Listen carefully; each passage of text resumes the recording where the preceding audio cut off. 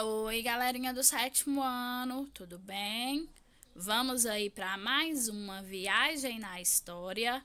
Vamos viajar pelo tema Administração da América Portuguesa. Vamos corrigir a semana 1 do PET 3. Pessoal, esse tema vai falar aí sobre o período pré-colonial e sobre o início da colonização brasileira. Nós chamamos de período pré-colonial aquele período que vai de 1500, quando Cabral toma posse oficialmente do Brasil, até 1530. Esse é um período em que Portugal ainda está descobrindo as riquezas do Brasil, tentando encontrar o ouro, né? Que eles vão demorar muito para conseguir, mas então o Brasil não tem muitos atrativos para os portugueses. Como eles estão lucrando muito com o comércio com as Índias, com a compra e venda de especiarias, eles vão deixar o Brasil meio de lado, meio abandonado. De vez em quando, para não perder o costume, eles mandavam umas expedições exploratórias procurando riqueza. Quando não encontrava, deixava abandonado mais uns dias. Porém, por causa disso, tinha muitas invasões. Os holandeses invadiam o Brasil, os franceses invadiam, praticavam o escambo, que é a troca de pau-brasil por espelhos e canivetes, faziam amizades com os índios. Então, em 1530, quando o comércio de especiarias começa a deixar de ser lucrativo, os portugueses percebem que eles precisam colonizar o Brasil, senão eles vão perder. Aí eles enviam, em 1532, Martim Afonso de Souza com a expedição colonizadora, né? Ele chega, funda a primeira vila do Brasil, a Vila de São Vicente, e inicia o projeto de colonização. Portugal queria lucrar com o Brasil, mas tinha medo de levar prejuízo, não queria gastar. Então o rei de Portugal tem uma brilhante ideia: o sistema de capitanias hereditárias. O que é isso? Ele dividiu o litoral brasileiro em 15 faixas de terra e doou para os seus nobres amigos, né? Dando para eles a carta de doação e o foral, que dizia os direitos e os deveres. Era um plano perfeito. Eles iam implantar engenho nessas capitanias e o lucro ia para Portugal. Porém, não deu muito certo. Por quê? Porque Brasil e Portugal era muito longe, muitos donatários nem vieram ver suas capitanias, alguns vieram, mas tiveram prejuízo, porque os índios, eles destruíram tudo, inclusive o donatário da capitania de Porto Seguro foi comido pelos índios canibais. Moral da história: só 2 capitanias que deu certo, só Pernambuco e São Vicente. Por isso as invasões continuaram. E para não perder o Brasil, Portugal teve que fazer o plano B. O plano B foi criar o sistema de governo geral, né? Para centralizar a colonização e cuidar do território. Os 3 primeiros governadores gerais são Tomé de Souza, Duarte da Costa e Mendes Sá.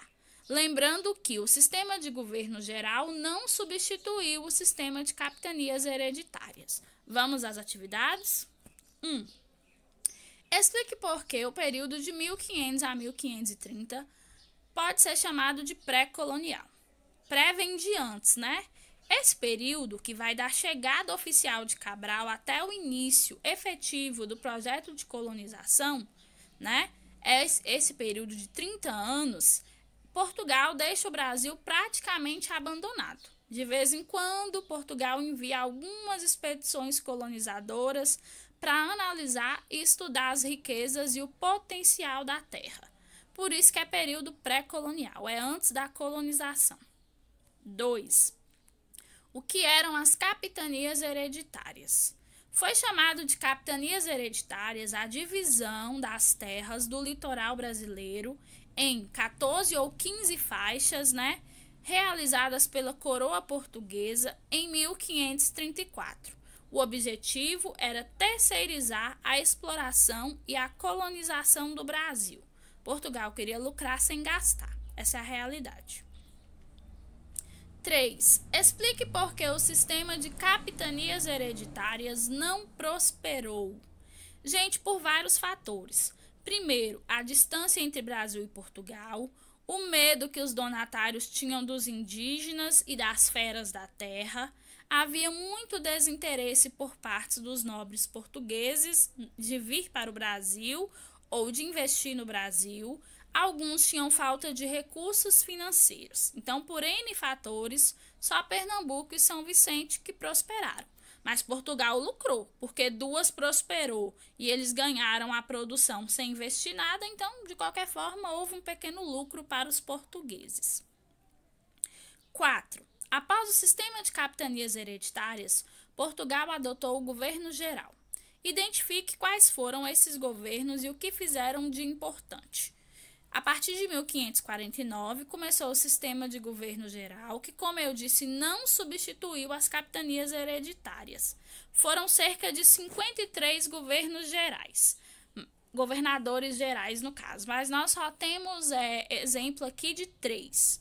O primeiro, Tomé de Souza, governou de 1549 a 1553. O que é que ele fez de importante? Estabeleceu a sede do seu governo em Salvador, criou a divisão do cargo em 3 partes: ouvidor-mor, capitão-mor e provedor-mor.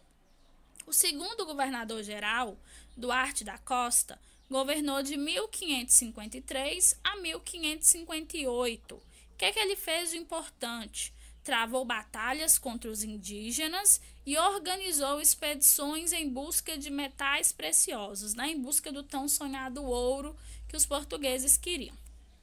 O terceiro aí é Mendes Sá. Mendes Sá, ele vai governar de 1558 a 1572. O que é que ele faz de importante?